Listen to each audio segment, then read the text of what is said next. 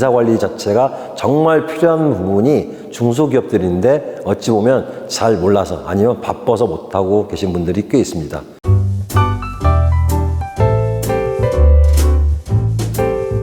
안녕하십니까. 인사관리 쪽에 강의를 맡게 된 휴비주코리아의 심진수라고 합니다.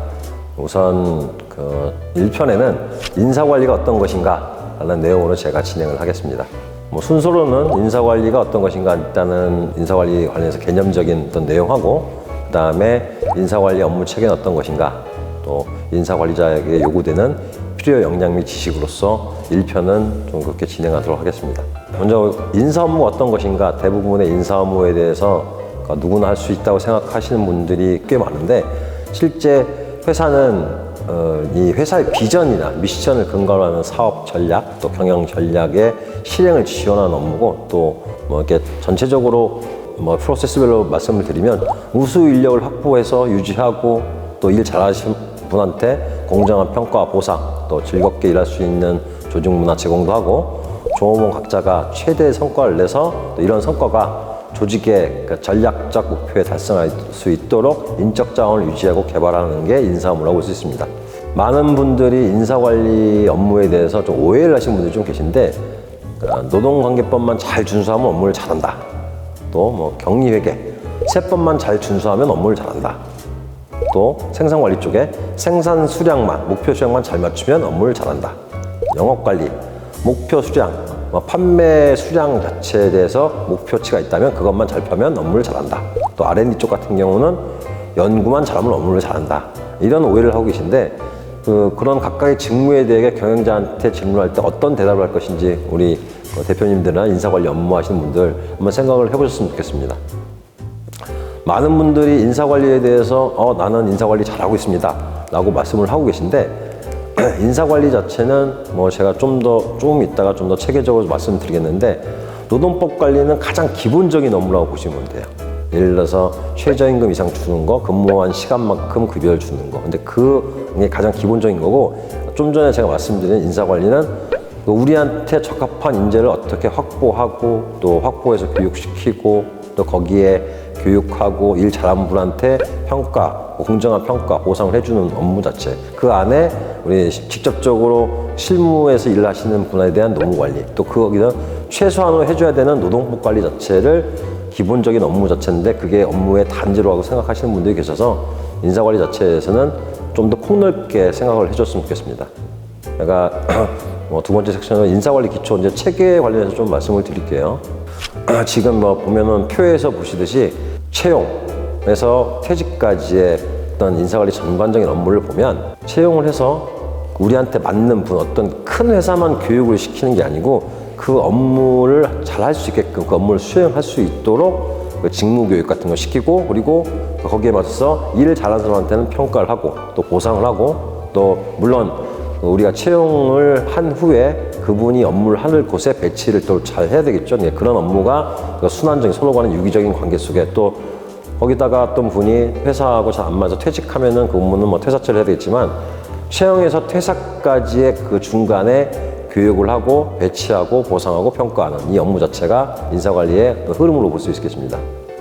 체계를 보면 우리 회사의 어떤 되게 스펙이 좋고 정말로 성적이 좋고 명문 대학교 나오신 분들도 중요하지만, 우리 회사의 아까 초두에 말씀드린 비전, 또 회사의 근간, 목표, 이런 쪽에 맞는 사람 자체를 채용을 해서 유지하고 평가하고 또 개발하고, 왜냐하면 주변이 변하기 때문에 우리 회사에 맞는 사람 자체에 확보를 했다 하더라도 주변의 변화에 대응할 수 있게끔 계속 개발을 해야 되는 게 인사관리 체계입니다. 또 그 변화에 잘 적응해서 우리 소속된 분들이, 우리 직원들이 역량이 업이 되면 또 회사도 업되는 거기 때문에, 인사관리 체계적으로 큰 회사만 체계를 잡는 게 아니고 중소기업도, 한 명을 채용한 기업도 인사관리 체계는 좀 있어야 된다고 생각합니다.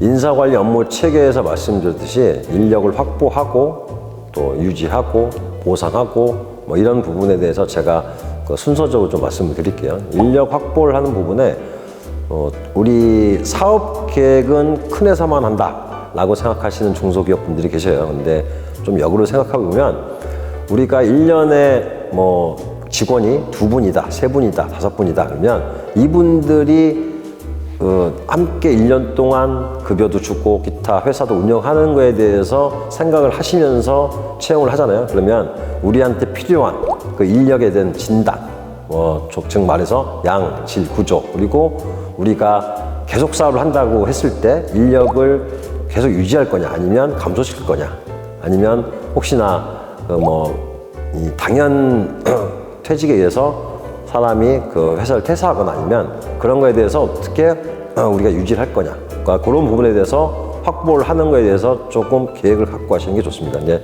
그 우수인재 확보를 위한 방법으로서 대학생 파견수, 인턴 사원 기업 설명회, 아니면 대학교 가서 산학 관련해서 또 설명을 드리고, 아니면은 그 우리가 보는 워크넷 같은 경우에서 모니터링도 하고, 또 기업 이미지가 좋아야만이 저희 회사한테 관심을 갖기 때문에 가서 실질적으로 우리 회사에 대해서 어떻게 생각하느냐라는 거에서 의식조사, 이런 부분에 대해서 우리가 확보하려고 노력을 해야 됩니다. 그래야 우리 그 회사의 직무에 맞는 인력을 확보하는 거에서 저희가 좀 유리한 부분을 점령할 수 있기 때문에 그런 부분에 신경을 썼으면 좋겠습니다.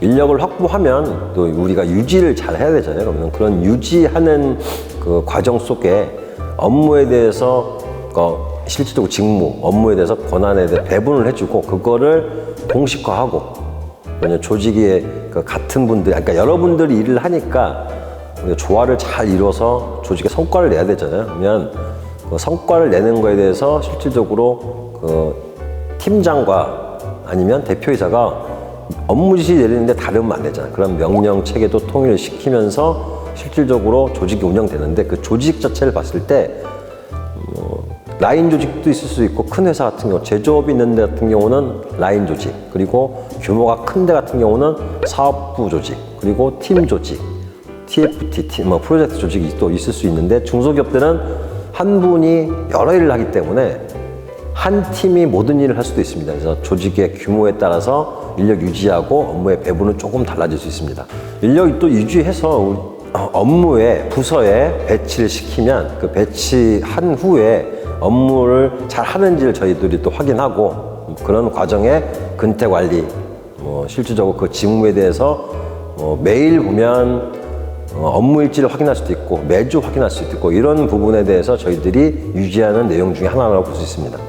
일을 잘하는 분들하고 일을 잘 못하는 분들하고 구분을 한다는 거에 대해서 그러면 안 되지 않느냐라고 말씀하시는 분들도 계시지만, 일을 잘하는 분들한테 조금 제가 번외로 말씀드리면, 부수사원 그리고 근속사원, 또 회사에 공로가 있는 분들한테 표창을 하고, 그러니까 상을 주면 좀 더 회사에 도움이 될 수 있게끔 일하시는 분들이 더 생길 수 있으니까, 그런 분들이 많으면 회사의 역량이 업이 되고, 또 그러면 시장에서 저희가 경쟁력이 높아지는 거기 때문에 잘하는 분들한테는 표창을 하고, 또 잘 못하신 분들한테는, 우리들은 징계라는 거에서 되게 조금 민감합니다. 하지만 그 업무에 안 맞는다면 이동 배치까지 생각을 하면서 실질적으로 회사가 유지되게끔, 또 인력이 유지되게끔 하는 게 인사관리 쪽의 또 핵심이라고 볼 수 있습니다. 이번에는 인력평가에 관련해서 제가 말씀드리겠습니다. 인사평가, 인력평가, 인사고과제도, 이렇게 나누어서 말씀하시는 경우도 있는데,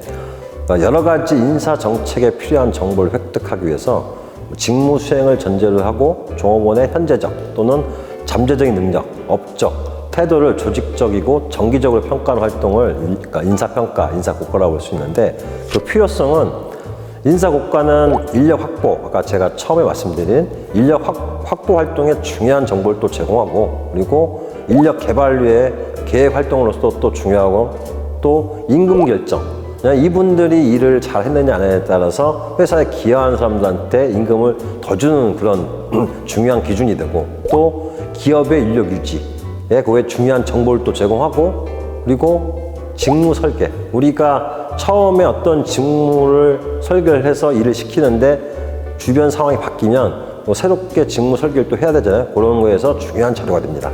인력 평가 방법으로 여러 가지가 있는데, 대부분이 상사평가, 윗분들께서 부하직원을 평가하는 경우가 있어요. 근데 평가 방법으로는 동료평가, 부하평가, 자기평가, 다면평가, 왜냐면 주변의 동료들, 아니면 또 거래처 직원들의 어떤 그 평판 이런 자체에 대해서 평가를 왜냐하면 다방면을 들어야지 일방적인 평가되면 그게 실질적으로 객관성이 좀 떨어지기 때문에 요즘에는 평가도 하더라도 여러 곳에서의 평가를 종합해서 판단을 좀 합니다.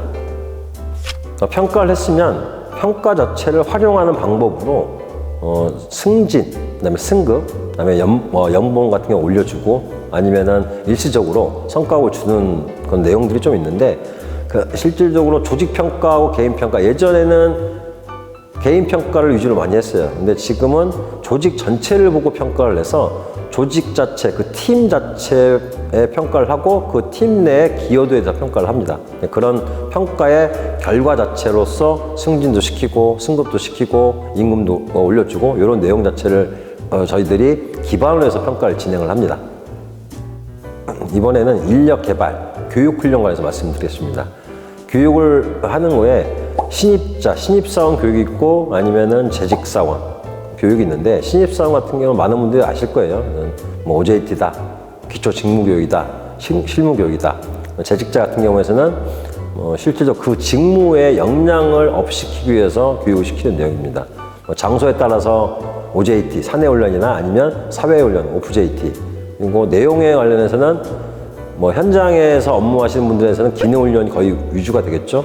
그리고 교육 자체 저희가 어렸을 때부터 받았던 소양교육, 교양교육 이 부분도 꼭 직무교육만 하는 게 아니라 이런 교육도 수시로 좀 필요합니다. 교육 방법 자체가 제가 말씀드린 요즘에는 온라인도 있고 오프라인도 있지만은 회사에 맞는 또 그 직무에 맞는 교육 자체는 지속적으로 진행이 되어야 한다고 생각합니다. 인사 업무 관련해서 제가 한번 정리를 해드리겠습니다.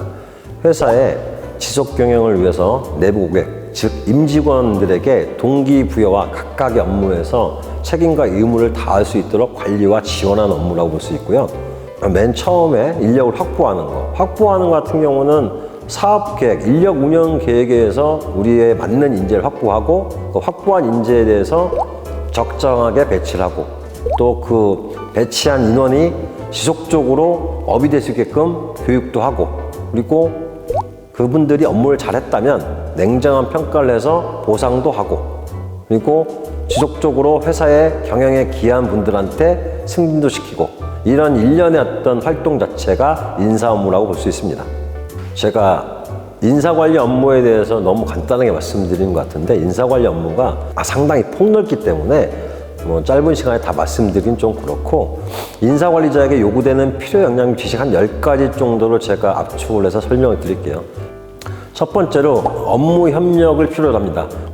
원활한 업무 진행을 위해 목표 및 일정, 관련 정보를 함께 공유하고 적극적으로 참여해서 회사의 공동 목적을 달성하는 능력을 갖고 있어야 됩니다. 두 번째로는 의견 수렴 및 경청을 할 수 있어야 됩니다.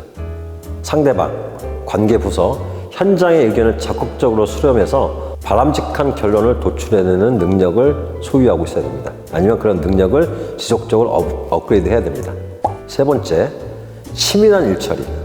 업무 결과에 영향을 미치는 사항들을 빠짐없이 준비하고 업무 진행을 꼼꼼히 점검하고 오류를 최소화하는 능력을 갖추고 있어야 됩니다. 네 번째, 업무 개선. 항상 문제의식을 가지고 업무 달성을 위한 효과적인 절차와 공정을 개발하거나 개선 방향을 탐구하며 아이디어나 제안을 실천하려고 노력하는 능력을 갖고 있어야 됩니다. 다섯 번째, 고객 서비스. 내 외부 고객은 저희 종업원들, 저희 직원들이라고 볼 수 있고요. 내 외부 고객의 기대사항 및 요구사항을 미리 파악하고 만족시키기 위해서 적극적으로 사고하고 행동하는 능력을 갖고 있어야 됩니다. 여섯 번째, 정보 수집 및 분석. 필요한 정보가 어디에 있는지 잘 알고 있고 다양한 채널이나 방식을 활용해서 정보를 효과적으로 수집하고 분석하는 능력을 필요로 합니다. 일곱 번째, 개방적 의사소통.